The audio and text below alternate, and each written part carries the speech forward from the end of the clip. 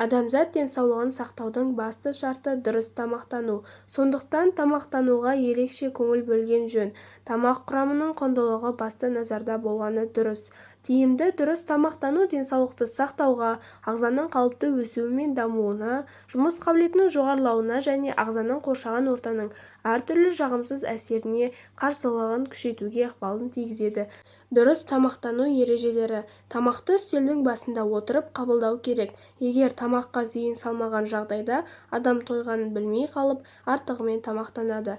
Тамақты асықпай мұқият шайнап, тамақтану режимін сақтап жеу керек. Тамақты жиі және аз мөлшерде күніне 5 рет қабылдаған жөн. Таңертеңгі асты мұқият ішу қажет. Егер организм 10-12 сағат тамақ қабылдамаса, онда ағзадағы қант азайып кетеді. Дұрыс тамақтанудың негізгі шарттары.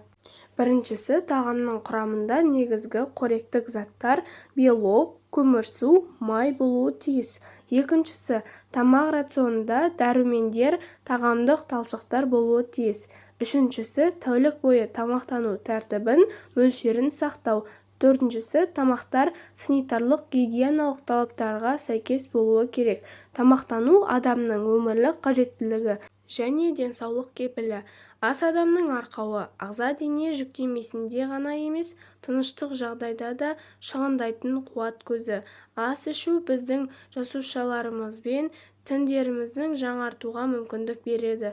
Дұрыс тамақтану, жүрек-қан тамыр асқазан ішек жолдарының ауруларының алдын алу үшін, сыртқы орта әсеріне қарсы тұру үшін, ағзаның жұмысқа қабілеттілігін арттыру үшін, белсенді ұзақ өмір сүру үшін қажет. Салауатты тамақтану және жоғарғы дене белсенділігі, спортпен шұғылдану, күйзеліспен күресе білу, темекіден, ішімдіктен бас тарту жолымен салауатты өмір салтын ұстану арқылы аурулардың алдын алып, денсаулықты және тартымды келбетті сақтап, сұлу да сымбатты, тәні мен жаны жас, белсенді болып жүруімізге болады.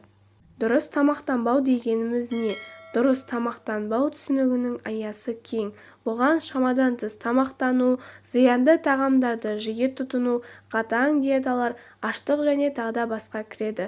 Сіз дұрыс тамақтанбай жүрсіз. Егер қарныңыз ашпаса да тамақ жейсіз, көп мөлшерде қант және құрамында рафинатталған қанты көп өнімдерді жиі тұтынасыз, қосымша өнімдері бар тағамдарды жиі тұтынасыз, тамақ жеу мәдениетін сақтамайсыз, дастархан үстінде емес, теледидар немесе компьютер алдында тамақтанасыз, тым көп немесе тым аз тамақ жейсіз, жүріп бара жатып тамақ жейсіз, рационыңызға жемістер мен көкөністерді қоспайсыз, тұрақты азықтану тәртібі жоқ болғандықтан кейде түнде де тамақ жейсіз, диетаға жиі отырасыз.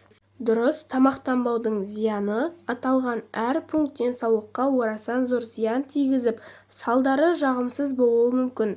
Ал ішек-қарын жолдары ауыратын адамдар үшін, балалар мен жүкті әйелдерге бұлай тамақтану тіпті жарамайды. Адам ағзасы жеткілікті түрде нәрлі заттарды алу үшін қарныңыз қатты ашқан кезде емес, аздап ашқан кезде тамақтану керек. Егер сіз стресстен тамақ жейтін болсаңыз немесе тәтті болғаны үшін әдет бойынша тамақ жей берсеңіз, іште ауырлық пайда болып, асқазанда тым көп асқазан қышқылы құрылады.